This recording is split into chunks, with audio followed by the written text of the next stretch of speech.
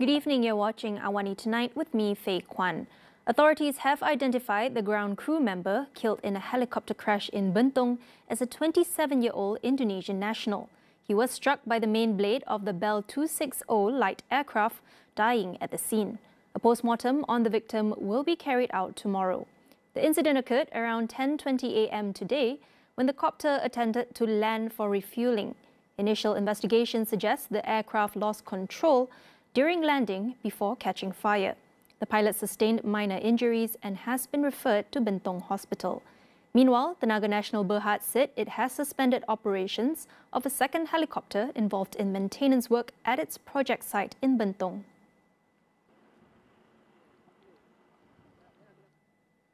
Nearly 2,000 government-linked companies, or GLCs, will undergo audits this year as part of the government's efforts to address governance issues, according to Datuk Sri Anwar Ibrahim. The Prime Minister assures that this initiative is aimed at curbing abuse of power and improving governance, rather than targeting individuals or enabling witch hunts. Anwar pointed to ongoing problems within GLCs, including weak KPIs, incompetent CEOs, persistent losses, failure to return profits to the government, and major decisions made without board approval. This marks the first time the National Audit Department will deploy its AI-based e-self-audit system since its introduction in November 2024. In July, Parliament passed amendments to the Audit Act, granting the Auditor General expanded powers to conduct more comprehensive audits. This change aligns with Anwar's Budget 2025 announcement, where he outlined plans to broaden the National Audit Department's role to include audits of companies and entities receiving government funding or guarantees.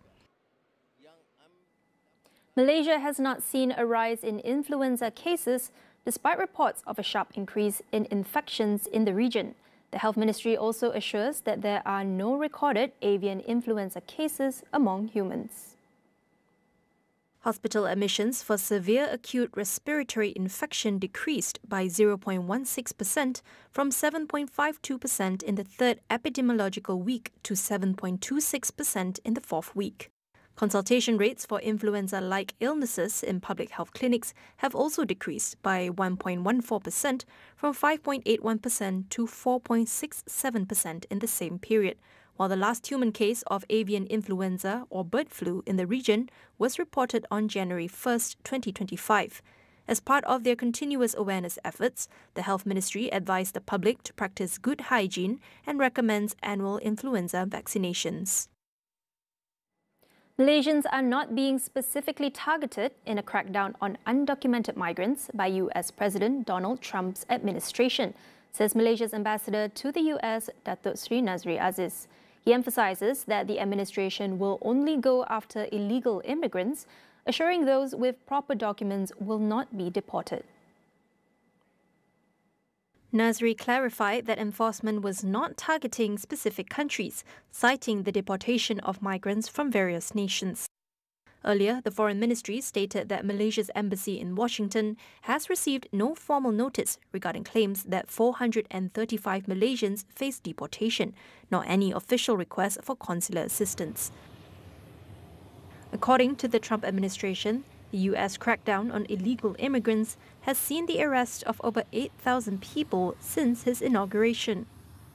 This follows an executive order by Trump declaring an emergency at the US-Mexico border, allowing Homeland Security to accelerate deportations.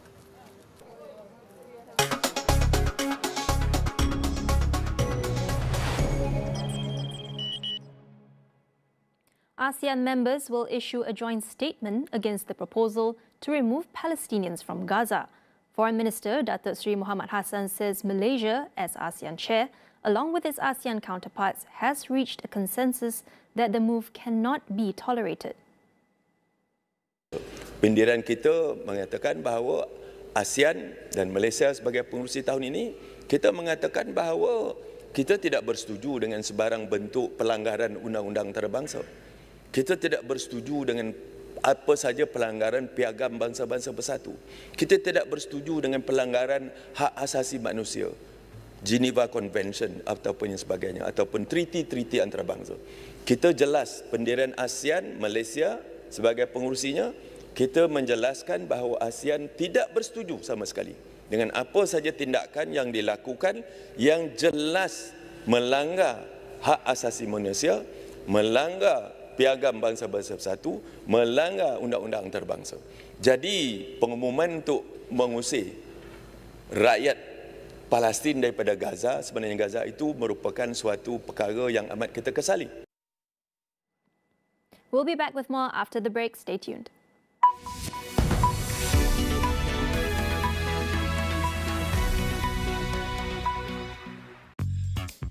Kerap menggaru kulit kepala disebabkan keluh mumur, masalahnya lebih mendalam. Gunalah Head and Shoulders menembusi 5 lapisan untuk membasmi keluh mumur dan kegatalan. Bebas keluh mumur sehingga 100%. Head and Shoulders diuji secara dermatologi. Penyasaran subsidi diesel di Semenanjung tidak akan memberi kesan kepada harga barangan keperluan di Sabah, Sarawak dan Labuan. 660 individu berusia bawah 21 tahun di Sarawak telah diberikan kewarganegaraan. Sarawak kini menjalinkan kerjasama dengan Bank Dunia dalam menjayakan perdagangan karbonnya.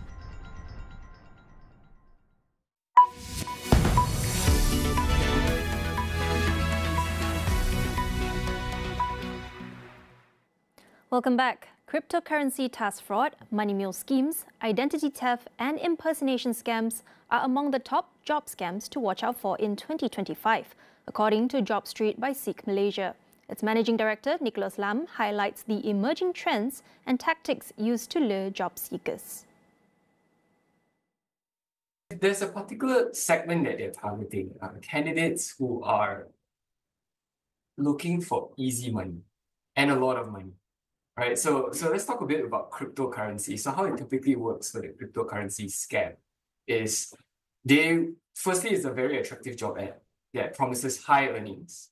But it requires the candidate to open a cryptocurrency account and make a purchase upfront first. And then obviously after doing that, they can't reach the company anymore. So what happens to the candidate then is with financial losses. The second one then is your money mule scam. Now this one in particular, I would say has a bigger risk. And here's how it typically works, right? So again, nice job ad. And then next thing you know, they are supposed to receive a certain amount of funds and they're supposed to transfer a smaller amount of what they've received to another account. It's a criminal fraud. And as a result, it comes with a whole bunch of other legal implications. Nicholas outlined the biggest red flags in these scams and how job seekers can protect themselves. The very first step, research the company as much as you can. Everybody has access to the internet today. Look online and find articles about this company. Search your network. Find friends out there who has worked in those companies. There's bound to be something online that you can find if it is a legitimate company. Second, another very big telltale, or first thing we should do is typically legitimate businesses never ask for upfront money. If they require you to provide any form of payment, any form of advance payment, something is wrong there. Sensitive information should never be shared in the initial stages. These are typically further down the line. Check out the salary offered if you get down to that stage. If the salary versus, say, the job description doesn't actually tally or this is disproportionate, so a very easy job but a very high paying salary, do some industry norms check. What is the typical average salary for that role? Combine all three data points and you would roughly gauge if this is too good to be true. That saying is actually true. Out of 4.9 million job ads in a year, Job Street by Seek Malaysia has blocked 1,400 high-risk hirers and removed 1,200 fraudulent ads. Nicholas outlines the steps job platforms can take to combat fraud and exploitation. When an employer wants to advertise with us, we go through vigorous checks to make sure that the employer is legitimate. So we look at all the business registration documents, so on and so forth, just to make sure that this is a legitimate business advertising with us.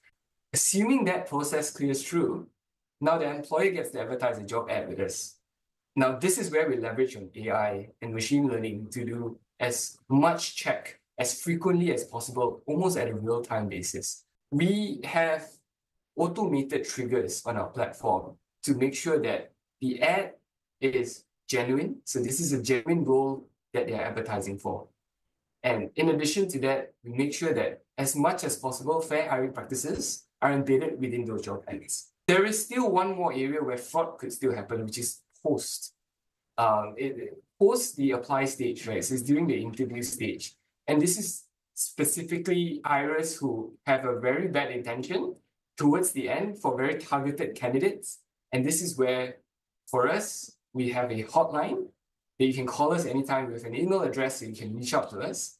And if you suspect anything, we will be able to quarantine and address that for you. And we even have a dedicated security and privacy hub for all articles related to trends, scam trends, what you should know, what you should equip yourself, what you should do, and what you shouldn't. South Korea has become the latest country to block Chinese AI startup DeepSeek over security concerns, following similar bans in Australia and Taiwan earlier this week. Government ministries confirmed they are restricting access to DeepSeek on work computers after the company failed to respond to a watchdog's inquiry about its user data practices. The Defence, Trade and Foreign Ministries, as well as state-run Korea Hydro and Nuclear Power, are among those limiting access to prevent potential leaks of sensitive information. South Korea, along with countries such as France and Italy, have requested details on how DeepSeek manages user information. But after the company failed to respond, several ministries confirmed they were restricting access. Some other governments in Europe, the US and India are also examining implications of using DeepSeek.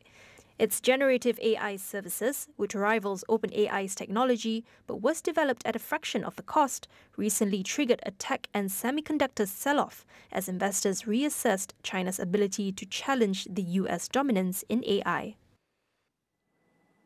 The planet has broken another temperature record. Last month was the world's warmest January ever recorded, continuing a streak of extreme global temperatures despite a shift towards the cooling La Niña weather pattern. According to data analysed by the European Union's Copernicus Climate Service, January 2025 had been expected to be slightly cooler than January 2024 because of a shift away from the El Niño weather pattern in the Pacific. But instead, last month broke the January 2024 record by nearly 0.1 degrees Celsius. Scientists say human-driven emissions from burning fossil fuels remain the primary cause of global warming, but they can't fully explain why temperatures last month were so high.